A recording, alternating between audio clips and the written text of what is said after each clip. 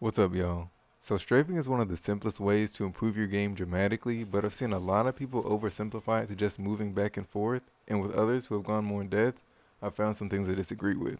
So in this video, I'm going to break down what makes strafing and crouch strafing effective and how you can do it the best.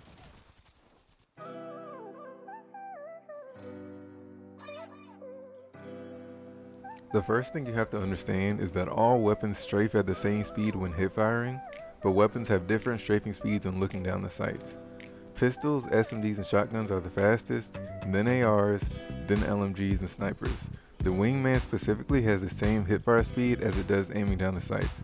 This is why you'll see a lot of top players gravitate towards SMGs, shotguns, and the wingman. They value the movement and DPS over the accuracy advantages of other guns. This is also why you'll see a lot of good players hip fire frequently at short range. When both players have similar accuracy, you have to emphasize being hard to hit. That's also the reason for crouch strafing, but I'll address that later. Second is something I see a lot of misinformation about, which is the width of strafes. You actually want to cover as little ground as possible when you strafe. I'd estimate probably around 2 to 3 body widths. Super wide strafes are actually identical to moving in one direction, so they're easier to track and good players will key before you can really change directions. The issue you run into here is that this is just naturally harder for bigger characters. Low profile legends like Wraith and Lifeline can have tighter strafes than legends like Gibraltar or Caustic, so they're harder to hit on top of their already small hitboxes. The wider your legend is, the wider your strafe should be. There are a few exceptions to this rule though. The first is in close quarters, when you can literally run circles around someone playing on low sensitivity.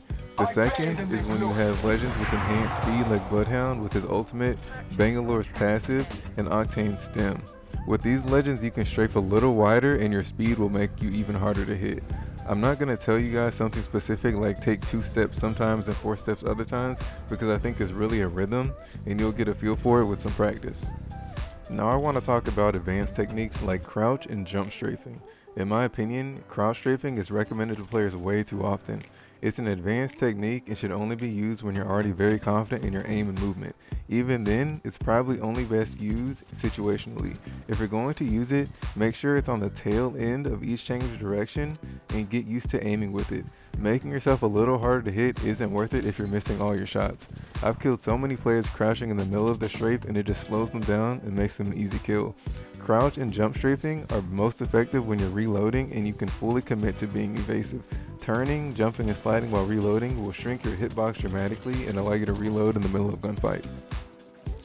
Those 3 tips conclude my guide on strafing in Apex Legends. If you enjoyed the video, be sure to like and subscribe, it helps the channel grow, and let me know if there's anything else you want to see a guide on.